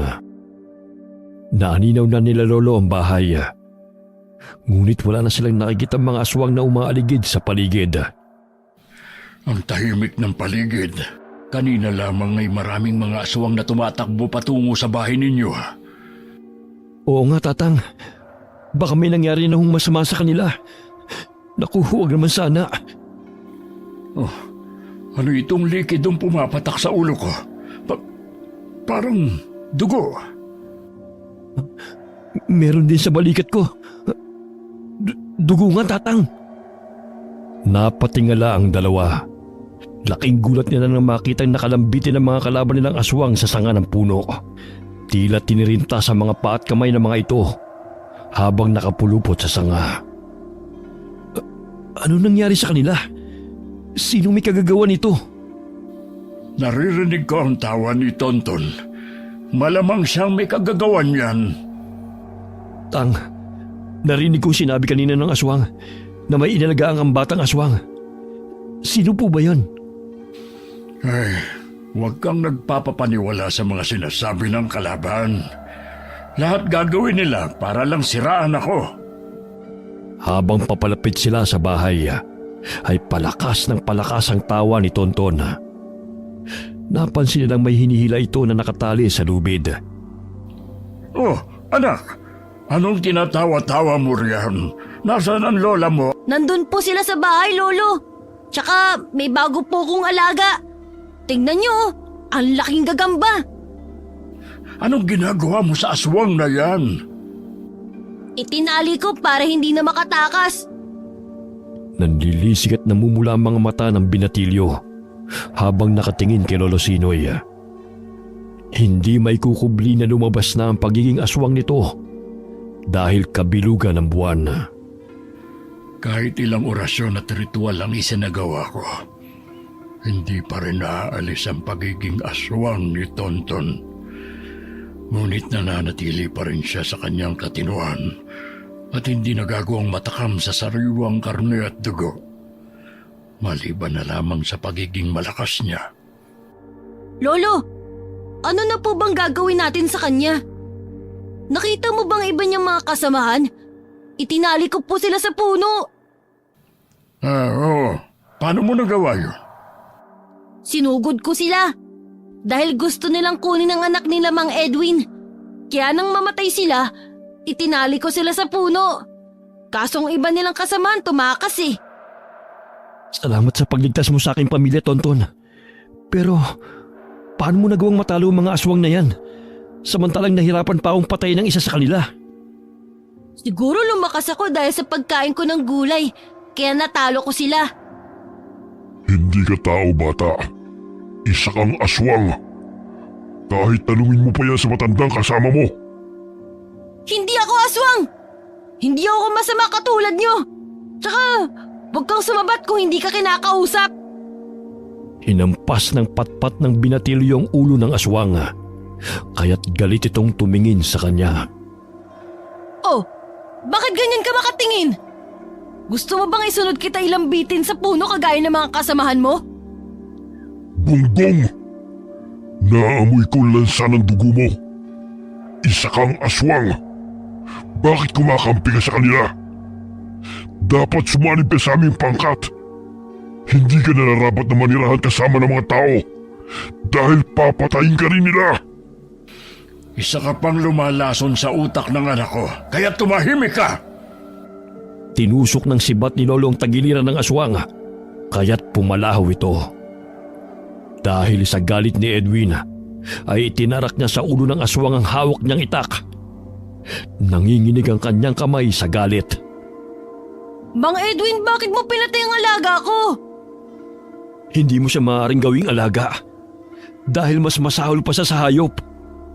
Kampun sila ng dyablo, kaya nararapat lang silang patayin.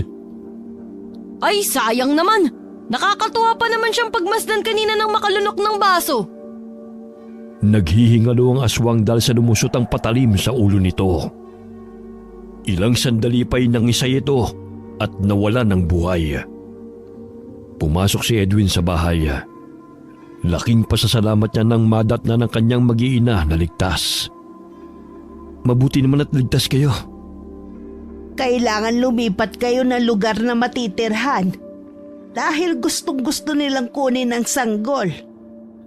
Hindi ko po alam kung saan kami lilipat eh. Dahil itong maliit na lupa lamang ang aming pagmamayari. Ang tatang mo ang tatanungin natin.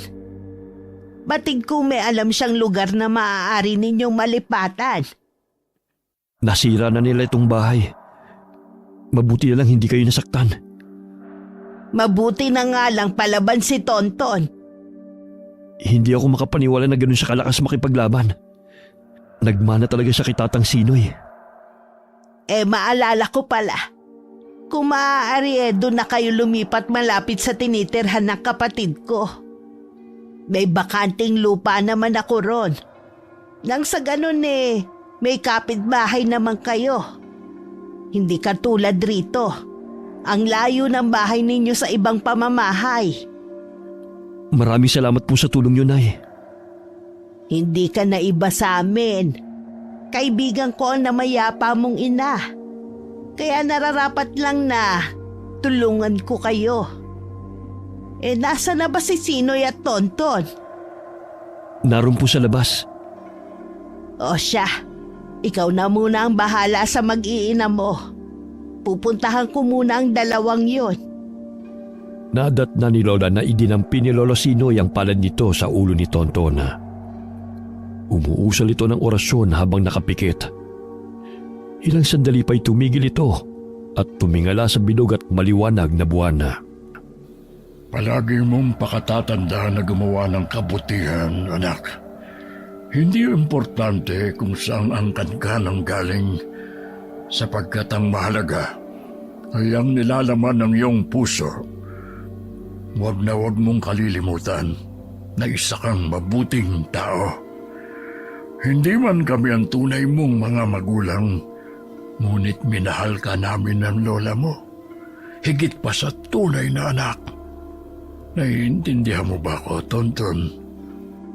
Opo, Lolo. Alam ko na aswang sina nanay at tatay katulad ng mga nakalaban natin.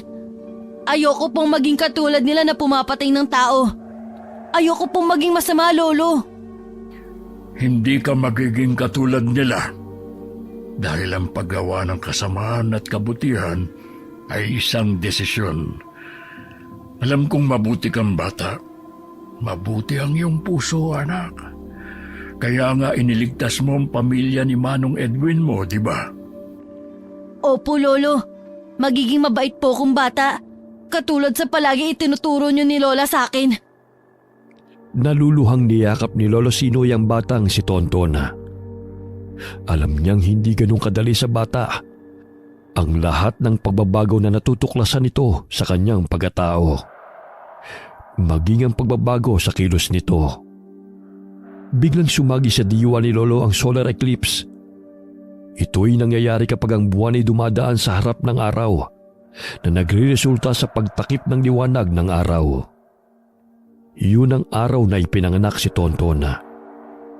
Iminulat ni Lolo ang kanyang mga mata at bumitaw sa pagkakayakap sa bata. Naiintindihan ko na kung bakit gano'n na lamang kalakas ang batang ito. Samahan pa ng isinagawa kong ritual. Kaya nagkaroon siya ng pambihirang lakas. Oh, pumasok na kayo sa bahay. Mahamog na riyan. Tsaka para naman makapagpahinga na kayo. Sige na anak, pumasok na tayo sa bahay para makapagpahinga na tayo. Sumasakit na rin kasi ang likod ko eh. Gusto mo hilutin ko yung likod mo, Lolo? Hindi na. Magpapahinga lang ako at gagaling din ito. Kinaumagahan na. Umagang nagising si Edwin upang maghukay ng lupa. Tinulungan siya ni Lolo upang mailibing nila ang mga aswang na kanilang napaslang. Lolo, tignan mo. Yung mga aswang na isinabit ko sa mga kahoy parang nalulusaw. Ay, oo nga. Naging kulay berde na malapot na likido. Anong klaseng mga aswang ang mga ito, Tatang? Yan ang hindi ko masasagot sa ngayon. Dahil ngayon lang ako nakasagupa ng mga katulad nila. Mga gagambang aswang siguro. Takpan na lang natin ang abo. Sandali at magsisiga muna ako. Ilang taon na ako naninirahan sa lugar na ito. Ngunit ngayon lang ako nakatagpo ng mga nilalang na katulad ng mga yan. May mga nakikilalang aswang, pero hindi katulad ng mga yan. Parang katulad sa laway na asido na itinapon ng aswang sa akin kagabi. Pambihira, parang umuusok-usok pa oh. Nilagyan ng abo ni Lolo ang mga likidong kumalat sa lupa. Maging ang matandang albularyo, hindi alam kung anong klaseng aswang ang kanilang nakasagupa. Tinulungan nila ang mag-anak na lumipat ang bahay sa bakanting lupain na pagmamayari ni Lola Bitang. Sana naman ligtas kayo rito. Tsaka huwag kayong mag-alala, Edwin. Nilagyan na ng pangontra ng tatang mo ang bawat sulok ng bakuran. Pwede ka namang gumawa ng kubo sa ngayon na maaari muna ninyong matulugang mag-anak. Tutulungan ka ng tatang mo. Tatanawin ko talagang utang na loob to sa inyo, Nay. Huwag mo nang isipin yan. Ang importante, ligtas kayo. Tsaka kahit papano may mga kapitbahay na kayo. May mahihingan na kayo ng tulong. Sana naman hindi na bumalik yung mga aswang na yan. Yung langis na ibinigay ko, ipahid mo yan sa mga anak mo para layuan ng masasamang nilalang. Nagkataon lang talaga na natuntun kayo ng aswang dahil sa nanganak yang si Nona. Mabango sa pang-amoy nila. Pero sa ngayon, hindi na nila kayo basta-basta matutuntun. Natapos ang ginawang kubo ni na Edwin bago sumapit ang dilim. Sa tulong ni na Lolo Sinoy at Lola Bitang, ay pansamantala silang nanirahan doon. Kahit paano'y ayos nang dyan na muna sila. Hindi man gaano kalapit sa ating tinitiran, pero hindi naman ganon kalayo. Hindi na ba sila matutuntun ng aswang, Lolo? Sana nga hindi na. Bakit ba gustong kunin ng mga aswang ang sanggol? Dahil ang dugo ng sanggol ay gagawin nilang alay. Sa ganoong paraan ay lubusang lumakas ang kanilang puwersa at hindi na mapipigilan ang pagpapalaganap nila ng sakit sa mga tao. Kaya pala ganun na lamang sila kagigil na makuha ang sanggol. Uuwi na ba tayo o magpapalipas tayo ng gabi rito? Dumito na muna tayo para mabantayan ang mag-anak ni Edwin. Sige po, maglalaro po kami ni Boyet at Inday eh. Mga manok at itik lang yung kalaro ko sa bahay. Lumipas ang magdamaga. Walang napapansin si Lolo na may umaaligid sa paligid. Tanging huni ng mga ibon lamang ang naririnig niya sa katahimikan ng gabi. Ilang sandali napansin niya na tila balisa si Tonton habang natutulog. Namumuo ang mga butil-butil na pawis sa noo nito. Tonton, gising! Gising! Binabangungot ka yata. Lolo, masama pong panaginip ko. Hinihiwa nilang katawan ng sanggol. Tapos, pinipilit nila akong kainin ang puso nito. Ayoko pong mangyari yun, Lolo. Panaginip lang yan. Hindi yan magkakatotoo. Ayoko pong maging katulad nila. Ayoko pumatay, Lolo. Sandali at ikukuha muna kita ng maiinom. Umiiyak na napahalukip-kip si Tonton na napasandal sa sulok ng kubo. Sa kabilang silid ay mahimbing na natutulog ang mag-anak ni Edwina. Kaya't dahan-dahan siyang tumayo at lumakad patungo sa silid ng mga ito. Sumilip siya't naalinaw niyang mahimbing na natutulog ang sanggol katabi ni Nona. Buhay siya. Hindi ko kinain ang puso niya. Oh, ito ang tubig. Inumin mo, anak. Lolo, akala ko totoo. Kaya natakot po ko. Panaginip lang yon. Tingnan mo, katabi siya ng nanay niya at mahimbing na natutulog. Halika na at matulog na rin tayo. Ilang araw nang lumipas buhat ang sumalakay ang mga animoy mga gagambang aswang. Naging tahimik ang baryo, bagamat hindi pa rin naaalis ang pangamba na mag-anak. Natapos na ang 3 gabi. Hindi nagtagumpay ang mga kampo ng kadiliman na maisagawa ang ritual. Hindi na rin ganong kalakas ang kanilang puwersa sa pagpapalaganap ng sakit. Ngunit kailangan ko pang bumalik ng San Antonio. Sige. At ako'y pupunta rin ngayon kina Nona. Dahil ibibigay ko tong mga halaman na papakuluan upang gamitin niya sa paliligo. Lola, sasama po ko. May ginawa po kong saranggola oh. Natitiyak kong magiging masaya si na Inday at Boyet kapag pinalipad namin to. Sige, samahan mo ko. Ihanda mo muna ang mga dadalhin natin. Magsaling ka na lang isa-isang bote. Sige po, Lola. Dali-daling sinunod ni Tonton ang utos ng matanda. Sabik na rin siya makipaglaro sa 2 bata. Malayo pa lamang sila'y tanaw na sila ng 2 bata, kaya't patakbo silang sinundo ng mga ito. Inday, Boyet, may saranggola ako rito. Tamang-tama, malakas ang hangin. Mamaya paliparin natin to. Basta huwag kayo masyadong lumayo mga bata ha. Opo, Lola. Ihahatid muna kita. Medyo mabigat pa naman tong basket na dala natin. Matapos na makarating sa kubo, ay agad na inilapag ni Tonton ang dala niyang basket sa mesa. Nasasabik rin ang 2 bata na makipaglaro sa kanya.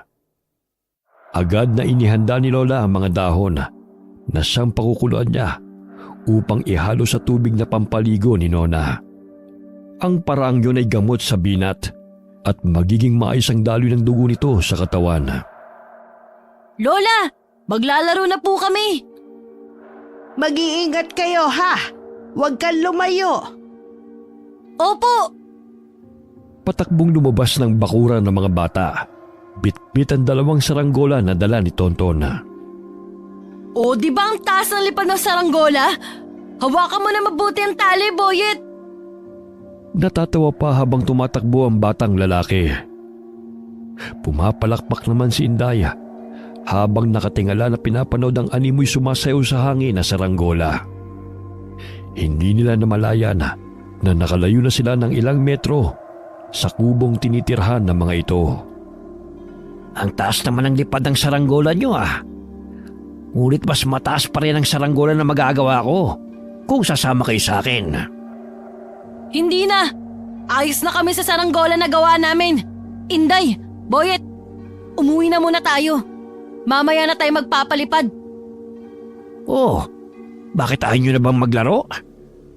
Gusto ko lang naman kayong bigyan ng mas malaking saranggola. At mas maganda pa kaysa dyan. Hindi na po. Uuwi na kami. Sinabi kong sumama kayo sa akin, bata.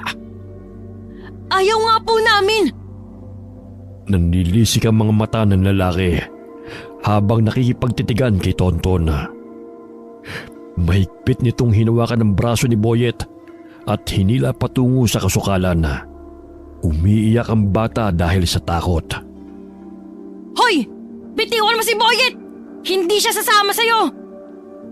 Kung hindi kayo madadala sa matinong usapan, dadalhin ko kayo ng sapilitan. Anong gagawin mo sa kanya, ha? Hindi lamang siya. Lahat kayo! Ilang sandali pa'y hinablot rin ito si Indaya at hinila palayo kay Tonton. Ganun na lamang ang palahaw ng dalawang bata dahil sa takot sa lalaking estranghero. Bibitiwan mo sila o hindi?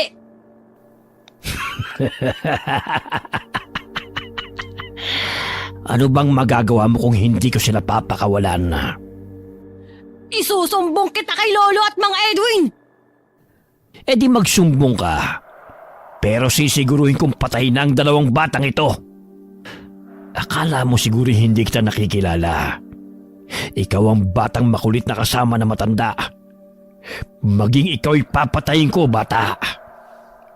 Inilabas nito ang dila at humaba yun patungo kay Tonton at ipinulupot yun sa katawan ng bata. Isa kang aswang! Kahit sumisikat ang araw, nagawa mo mailabas ang mahaba mong dila! Bitiwan mo ako! Bit-bit ang tatlong bata'y pumasok ang lalaki sa kasukalan. Pilit na pumipigla si Tonton upang makawala sa panggagapos ng lalaki. Nadadaanan nila ang mga puno at mga baging, kaya't nagkaroon siya ng pagkakataon para lumambitin sa mga baging. Dahil sa kanyang kalikutan, ay lumuwag ang panggapos ng lalaki sa kanya, dahilan na makawala siya. Ang kulit-kulit mo. Para kang kete-kete kung kumilos. Bitiwan mo ang mga kaibigan ko! Kung hindi, may paglalagyan ka sa akin! Ang tapang mong bata ka. Pero katulad nila, ay iiyak ka lang din mamaya. Baka ikaw ang iiyak! Bitiwan mo sina Boyet at Inday! Nakatayong nakapamewang si Tonton sa sanga ng puno. Pinulupot ito ang baging sa kanyang bewang. Ilang sandali tila isa siyang matsing na tumalon at naglambitin sa mga baging. Malakas niyang sinipa ang lalaki sa panga, dahilan na matumba ito at mabitiwan ang dalawang bata. Boyet! Inday! Bumangon kayo dali! Magtago kayo! Ako nang bahala sa lalaking to! Buwisit ka talagang bata ka. Saan ka ba kumukuha ng lakas mo? Hindi ka pang karaniwang bata katulad sa dalawang yan. Sinabi ko na kanina sa'yo na pabayaan mo kami kung ayaw mo masaktan, di ba? Hindi ka kasi nakikinig! Lintik kang bata ka. Dahil sa inyo'y namatay ang mga kasamaan ko. Nakaranas kami ng gutom. Pero mahuli lang kita. Babaliin ko yung mga buto mo. Eh di habulin mo! Ang daldal mo! Nanlilisik ang mga mata ng batang si Tonton, dahilan na bahagyang mapatras ang lalaki. Pasinghot-singhot pa ito na animoy may naamoy. Batang aswang. Isa kang aswang. Hindi ako aswang! Hindi mo ko malilinlang. Siguro may plano ka ring masama sa mga batang yan, ano? Hindi ako magiging katulad yun na masama! Hindi ako aswang na pumapatay ng tao!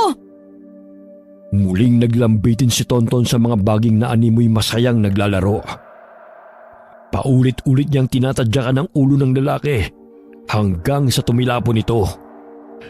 Naibsan ng takot ang dalawang bata nang lumapit si Tonton sa kanila. Halina kayo! Uuwi na tayo! Hindi ko hahayaan na kainin kayo ng lalaking aswang na yan! Sino nagsabi sa inyo na makakalabas pa kayo rito sa gubat? Tumayo ang lalaki at pinilig-pilig ang ulo nito. Dumidikit pa ang mga tuyong dahon sa katawan nito. Dahilan na magsitawanan ng mga bata. Tignan mo nga yung itsura mo! Parang hindi mo nga kaya makatayo tapos ang angas mo pa! Habulin mo na lang kami kung kaya mo! Inday, Boyet, takbo! Ang lalaking yan, ang taya! Buwisit kayo mga bata! Mahuhuli ko rin kayo! Naunang tumakbo ang dalawang bata na animoy naglalaro lamang. Nawala na rin ang takot sa kanilang mga muka at tila nag-e-enjoy sa kanilang ginagawa.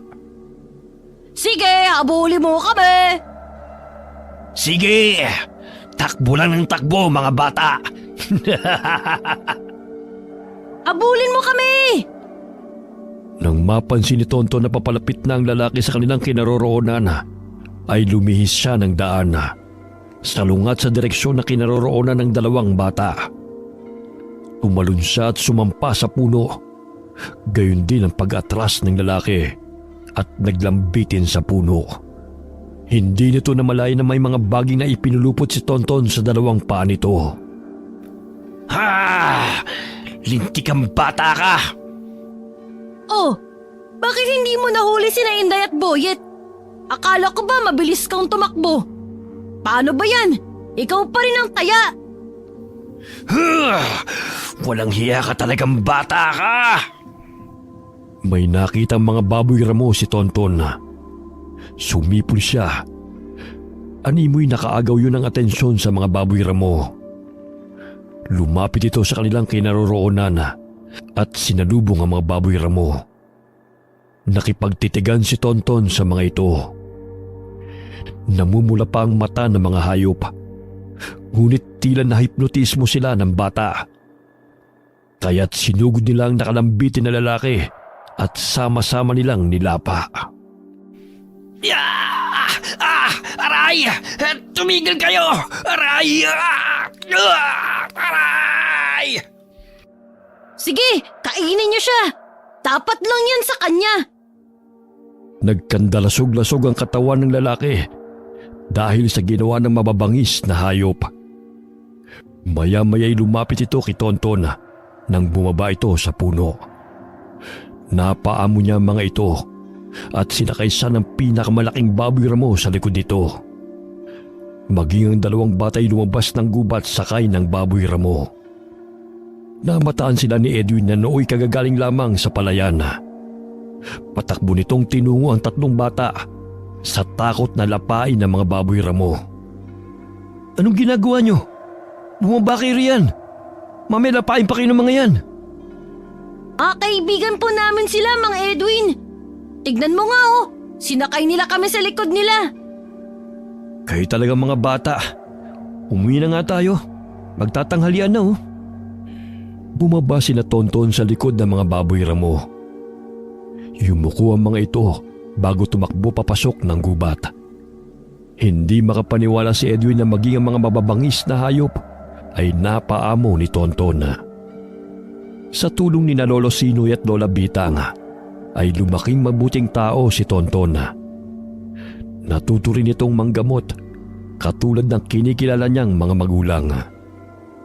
Bagamat nagmula sa angkan ng mga aswang, mas nangibabaw pa rin ang pagiging matulungin at kabutihan sa puso ni Tonton na siyang itinuro na mag-asawang albularyo na umampon sa kanya. Bagamat nagmula man sa angkan ng mga aswang, mas nangibabaw pa rin ang pagiging matulungin at kabutihan sa puso ni Tonton na siyang itinuro na mag-asawang albularyo na umampon sa kanya. Okay, sana po nag-enjoy kayo sa kwento natin.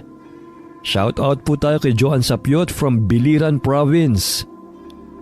Hi kay Geraldine Alfeche from Abu Dhabi. Hi QTMe 9963 from Hong Kong. Maximo Alao ng Midsayap, Cotabato from Precious Irisalso. Hi kay Violeta Deliova. Shout out sa Gonzaga family and Royo family from Betty Royo. Also to Jane Gonzaga. Shout out kay Jonalyn Marquez and Maria Betty Royo. Hi kay Julius Deloro from Cavite. Yan, solid income yan. Jocelyn Bentukan from Pandi, Bulacan. Hi kay Dexter Libe. Shout out kay LV Dipalan from Saudi Arabia. Hi kay Ami Yong. Nandyan ngayon sa Malaysia. Angeline Lem 938 from Qatar. Isa pa to, solid din to, solid income to, si Rosette Ersando. Hi Rosette. Shout out kay Hazel Fiesta, Yijan Sky. Okay, marami pong salamat sa inyo and God bless you all. Lintek, kailangan nating makaalis dito.